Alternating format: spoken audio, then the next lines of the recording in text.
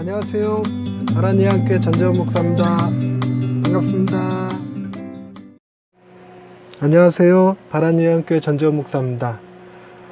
오늘 설교는 세례 요한의 죽음과 관련해서 한번 살펴보았습니다.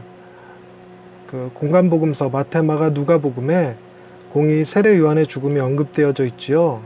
그런데 가만히 그 본문들을 살펴보면 세례 요한의 죽음은 시간적 순서에 의해 기록되어지지 않았고 헤롯의 기억에 의존하여서 기록되어져 있다는 것이 좀 특이해 보였습니다. 이런 거죠. 마태복음 14장 1절에 보면 그때의 분봉왕 헤롯이 예수의 소문을 듣고 그 신하들에게 이르되 이는 세례 요한이라 그가 죽은 자 가운데서 살아났으니 그러므로 이런 능력이 그 속에서 역사하는도다 하더라.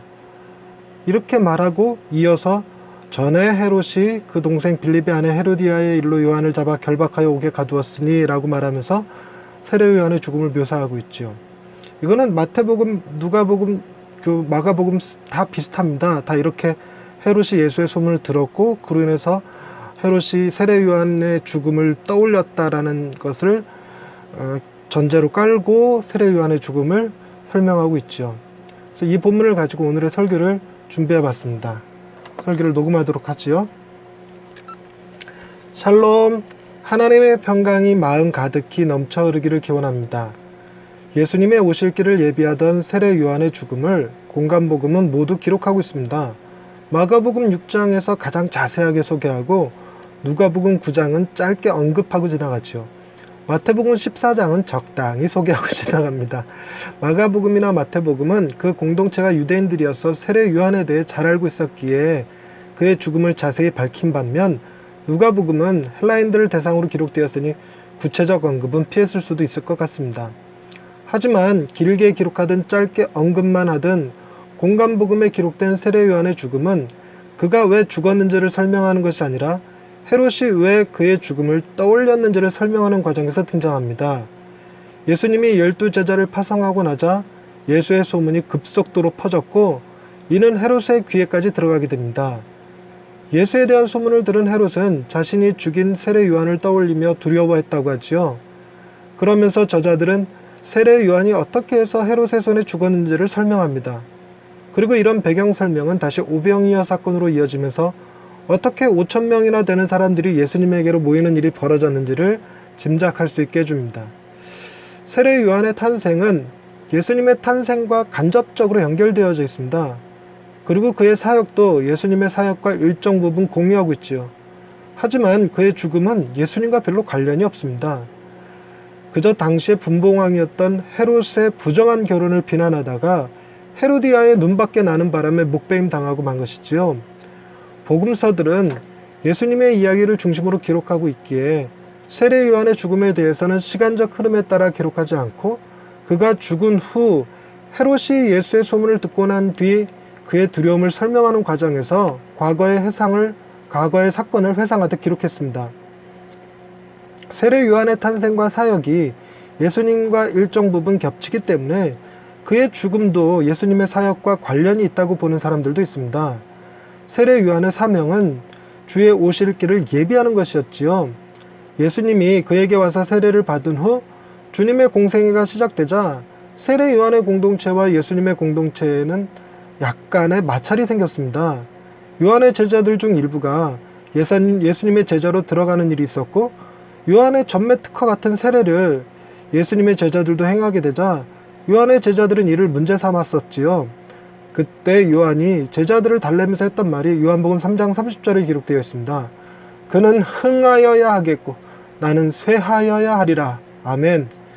세례 요한은 제자들의 이런 반응을 보면서 역사의 무대에서 예수님이 온전한 주인공이 되시려면 자신이 그 무대를 내려와야겠다고 여겨서 헤롯의 심기를 건드리고 헤로디아의 계략에 걸려 죽었다고 하지요.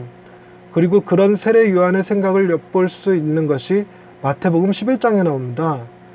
요한이 죽기 전 감옥에서 자신의 제자들을 예수님께 보내어 당신이 오실 메시아입니까? 라는 것을 확인하는 장면이 나오지요. 그러니까 이런저런 C줄과 낱줄을 엮어서 요한의 죽음 역시 예수님과 관계가 있다고 보기도 하는 것입니다. 하지만 복음서의 저자들은 세례 요한의 죽음을 예수님의 사역을 위한 요한의 자기 희생적 죽음으로 묘사하지는 않습니다. 오직 헤롯이 목을 베어서 죽인 요한이 부활했다고 여길 만큼 주님의 사역이 엄청난 영향력이 있었음을 증거하고 있는 것이지요. 그리고 이런 헤롯의 두려움은 사람들이 예수님께 몰려드는 데 걸림돌이 되는 것을 일정 부분 제거해주는 효과도 발휘했습니다. 그래서 세례 요한의 죽음을 다루는 본문 뒤에 모두 5병 이하의 사건을 소개하고 있지요. 예수님에 대한 소문은 당시 헤롯을 두려워하게 한 반면 5,000명이 넘는 사람들은 예수님께 열광하게 만들었습니다. 헤롯 한 사람의 가치와 5,000명의 사람들의 가치를 동등 비교할 수는 없을 것입니다. 하지만 헤롯은 2만 명의 사람을 희생해서라도 자신의 권력을 지키려 하겠지만 주님은 바로 그들을 살리기 위해 하늘 보좌를 버리시고 이 땅에 내려와 십자가에 올라가셨지요. 그 5,000명의 사람 중에 저와 여러분이 포함되어 있고 오직 이 땅에 내려와 살릴 사람이 저 한 사람뿐이었어도 주님은 그렇게 하셨을 것임을 우리는 믿습니다. 이 땅의 왕 헤롯은 딸과의 한 약속 때문에 요한을 목베어 죽이지만 만왕의 왕 하나님은 당신의 백성과 한 언약으로 인해 당신의 사랑하는 아들을 십자가에 내어주셨습니다. 할렐루야. 우리를 살리시기 위해 당신의 아들을 내어주신 하나님 아버지, 주님의 사랑과 희생으로 우리가 용서를 받고 하나님의 자녀가 되게 하신 것을 감사합니다.